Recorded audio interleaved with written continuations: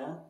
Di sini saya Bang bertugas sebagai moderator dan samping saya beliau boleh perkenalan diri Pak. Teman-teman sekalian, saya Awin Supriyatna sebagai Ketua Aliansi Cinta Lembang dan juga sebagai penasehat pedagang pasar di Lembang juga. Untuk saat ini terima kasih atas kesempatan yang diberikan oleh teman-teman untuk menyampaikan satu dua hal tentang gadget. Oke, baik, terima kasih Pak. Oke teman-teman, nah di podcast kali ini tuh sebetulnya sangat spesial, yang dimana podcast ini tuh mengenai mencari titik iman Gen Z di era modernisasi. Nah, mungkin kita langsung lanjut ke pertanyaannya Pak ya. Nah, mungkin untuk pertanyaan yang pertama. Nah, menurut Pak Haji sendiri nih, sebenarnya iman itu apa sih maknanya? Kalau misalkan dijelasin dengan bahasa yang lebih gampang oleh anak muda itu bagaimana Pak? Oke, mungkin itu yang bisa saya rasakan karena saya punya anak juga sebesar teman-teman. Walaupun saya rasa bentuknya bisa berbeda dari masalah keimanan waktu saya dulu muda. Karena memang saya pernah muda dan teman-teman belum pernah tua. Jadi menurut saya, iman yang sekarang menjadi tantangan gadget justru bisa dikatakan lebih kompleks. Satu, masalah globalisasi, keterbukaan informasi dan kebebasan media juga bisa 24 jam sampai di beranda gadget yang teman-teman pegang. Tapi kalau kita bisa mengendalikannya atau kalau kita bisa hal itu bisa bermanfaat, justru ini bisa menjadi jalan kebaikan juga buat teman-teman. Terutama yang sederhana, iman menurut saya adalah sikap moralitas. Nah, sikap moralitas teman-teman juga, dan kita pun sebagai generasi yang bisa dikatakan dewasa sebetulnya sama juga punya kendala tentang itu. Tapi kalau misalkan kita kembali lagi ke pengendalian utama bahwa kita punya Al-Quran, kita punya hadis, kita punya agama yang walaupun cara penampilannya harus disesuaikan dengan generasi muda sekarang, itu bisa menjadi jalan yang pokok bagi kita. Mungkin begitu saja. Oke. Mungkin, nah menurut Pak Haji sendiri, iman itu sesuatu yang tetap atau bisa naik turun nih? Tadi kan sempat ngebahas juga mengenai iman tuh. Dan kalau misalkan kita lihat dari zaman sekarang tuh kan banyak tuh faktornya oleh Gen Z. Kalau misalkan ketika kita dengar azan pun, itu terkadang kita tuh suka terdistraksi oleh yang namanya smartphone. Nah, itu bagaimana menurut Pak Haji sendiri? Oh, jangankan di teman-teman muda ya, masalah fluktuasi keimanan, kadang di bawah, kadang di atas. Jujur deh, kita juga sebagai orang dewasa di atas 50 tahunan, hal-hal seperti itu kerap kali muncul. Jadi justru ke depan kita bersama-sama, yang muda, yang dewasa, yang tua, untuk saling mengingatkan dan saling memberikan dorongan bahwa saat ini masalah keimanan harus diperjuangkan bersama. Karena sejatinya kita manusia yang selalu bekerja sama, bersosialisasi.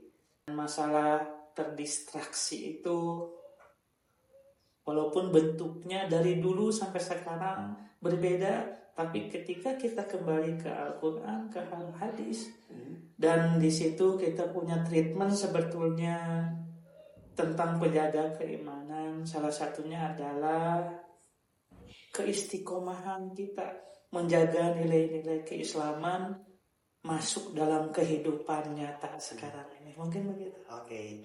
Tapi apakah di era modernisasi ini tuh apa kalau misalkan kita di era modernisasi sekarang dan teknologi yang membuat iman kita semakin dekat itu justru lebih menjauh atau lebih mendekatkan diri kita terhadap iman itu sendiri, Pak? Nah, terima kasih.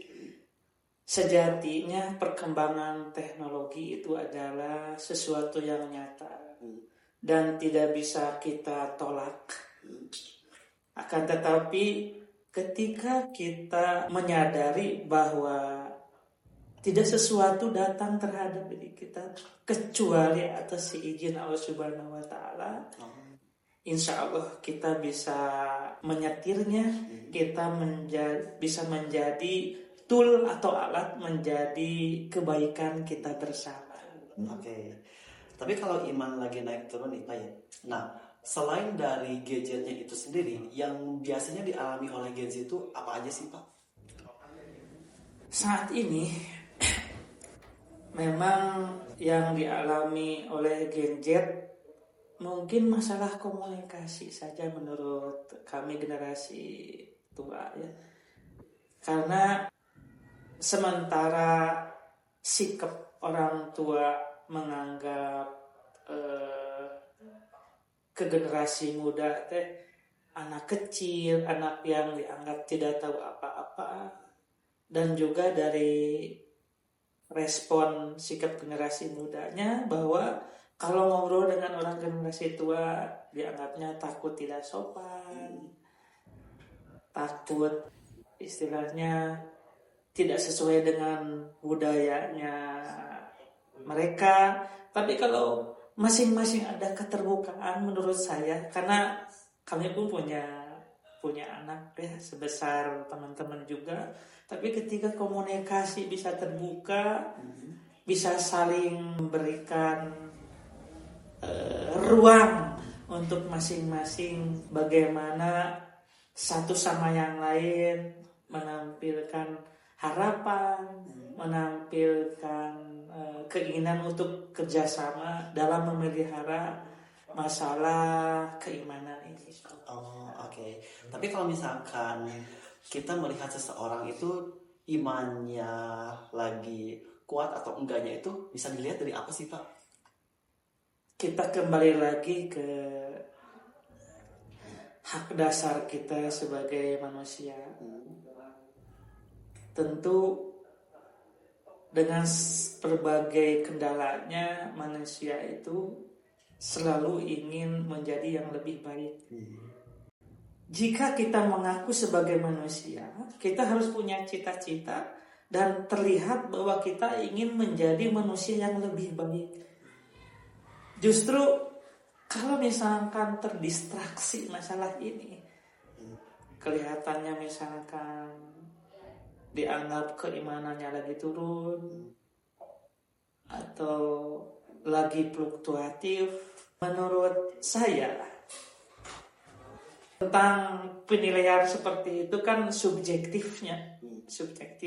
Yang penting bagaimana orang tersebut bisa mengejawantahkan atau mengaplikasikan nilai-nilai agama dalam kehidupan sehari-hari. Yang penting istiqomah walaupun kecil atau sedikit. Oke. Nah, sekarang Pak, kan kalau misalkan kita lihat di era sekarang tuh Gen Z itu dari bangun tidur sampai dia tidur kembali itu kan sehari full itu dia sering bermain handphone nih. Nah, kalau misalkan kita lihat dari zaman dahulu itu kan nggak seperti itu, karena kan perbedaan zaman dulu sama sekarang tuh beda. Kalau misalkan dulu mungkin arah teknologinya itu nggak hype sekarang nih, kan sekarang tuh bahkan anak SD atau bahkan SD pun sekarang udah pegang HP. Nah, itu ngaruh nggak sih Pak kalau misalkan ke imannya itu?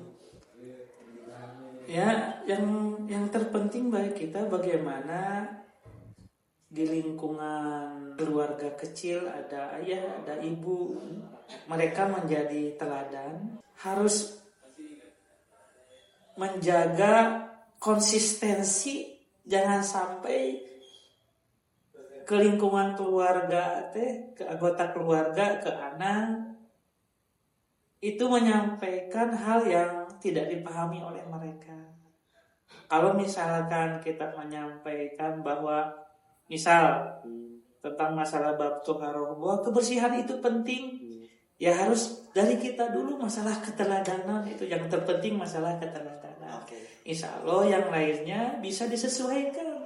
Kalau misalkan kita berstatement menyampaikan nasihat tanpa memberi keteladanan saat ini, justru yang menjadi mental block bagi mereka, menjadi bingung begitu, yang harus dituruti sama mereka itu siapa sih? Oh, jadi lebih ke hilang arah lagi. Iya. Oke. Nah, tapi biasanya anak muda zaman sekarang itu lebih ke apa ya? Dia tuh lebih ke banyak mikir pakai logika gitu. Jadi antara logika sama imannya itu kadang kan nggak sesuai gitu, nggak sinkron. Nah, untuk mengatasi iman sama logika biar sinkron gitu satu sama lain itu bagaimana sih Pak? Siap. Ini yang saya alami ya langsung, karena kita harus menyampaikan hal yang nyata, yang bisa dijadikan referensi konkret. Kita masuk dulu ke dunia mereka, walaupun porsinya tidak seperti yang dibayangkan mereka. Misalkan masalah merokok, misal anak saya ada yang merokok, dan saya tidak memarahi anak saya, tapi saya masuk dulu supaya mereka terbuka lebar kenapa dia merokok, sampai nikmatnya rokok sampai apa. Masuk dulu, setelah itu kita masing-masing berintrospeksi, baru kita ngasih pemahaman. Kalau misalkan kita tidak masuk dulu untuk gadget sekarang, itu menurut metode saya dan keyakinan saya, kita harus masuk dulu ke dunia mereka, kita menjadi teman, dan setelah itu apa yang menjadi tanggung jawab orang tua supaya bisa terarah, baru kita masuk sedikit demi sedikit. Oh, I see. Jadi lebih ke diceritain dulu ya permasalahannya itu bagaimana. Yeah. Oke.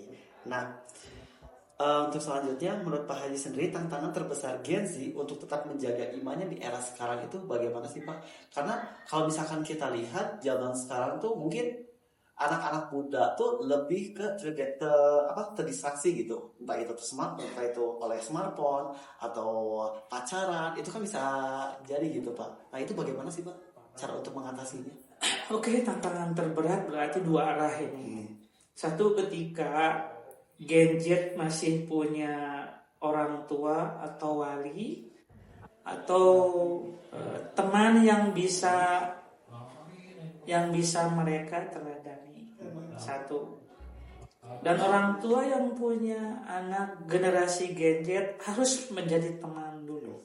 Harus menjadi teman, karena komunikasi zaman dulu dengan zaman sekarang itu bentuknya sudah nyata berbeda.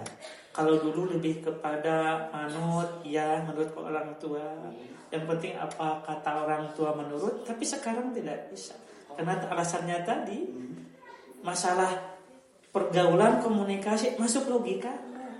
Nah, di situ kita akan lebih mudah menjaga dan mengarahkan masalah keimanan generasi. Oke.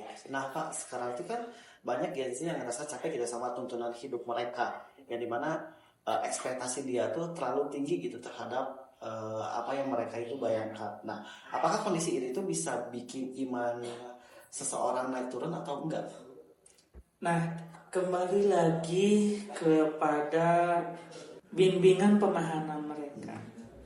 Yang menjadi fokus di urusan generasi muda ini masalah keteladanan.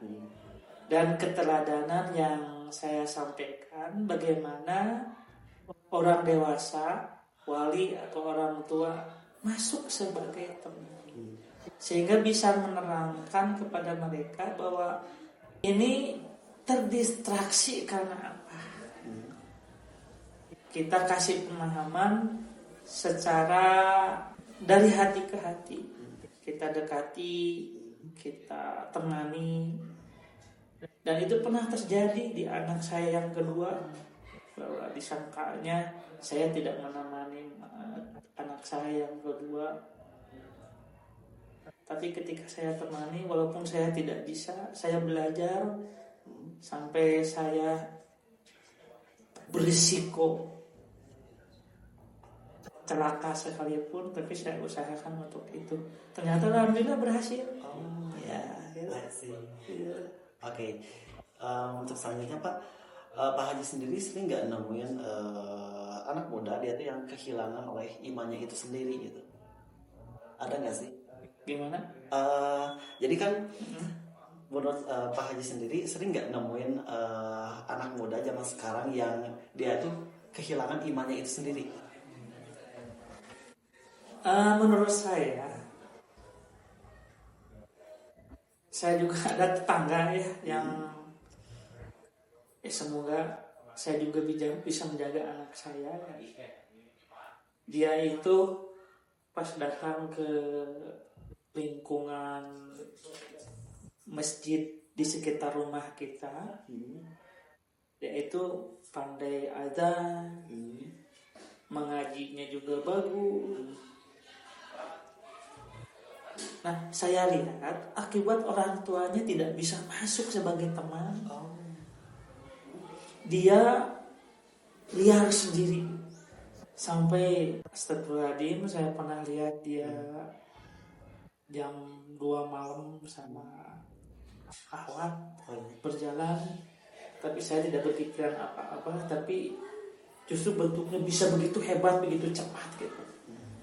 Dan ini hampir dipastikan keteladanan dari orang terdekat.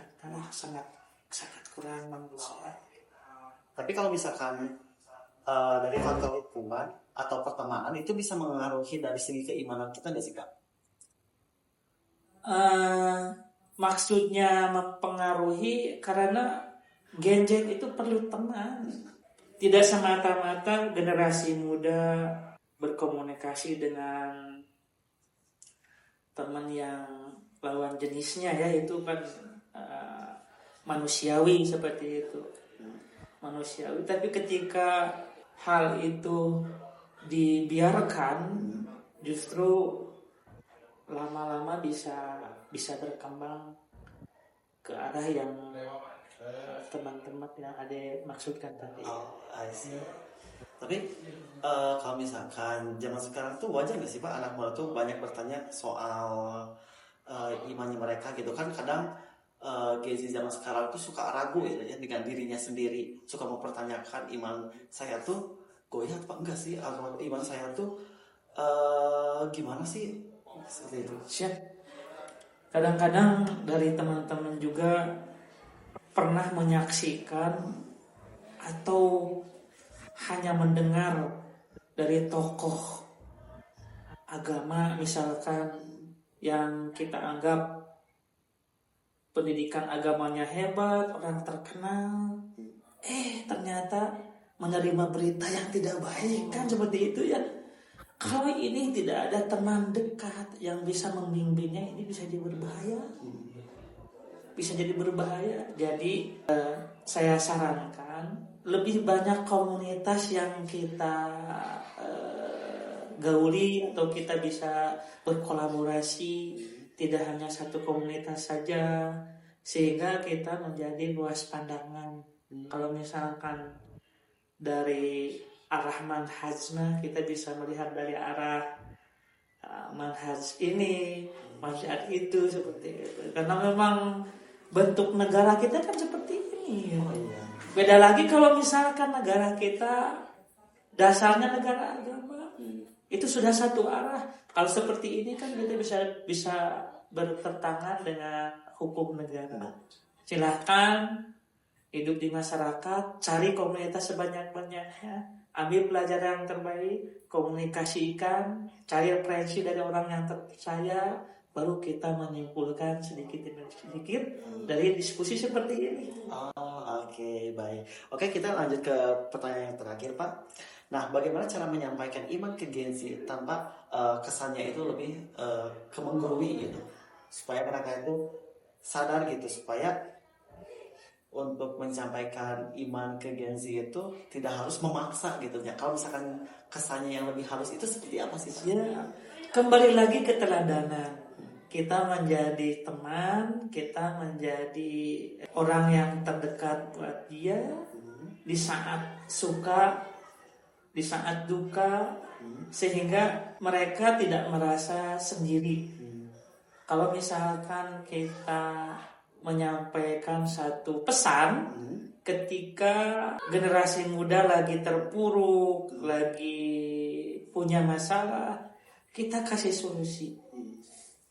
Setelah cair, baru bahwa ini pelajaran yang berharga bagi kalian adalah ini kenapa seperti itu. Kita harus dekat. Itu saja. Oke.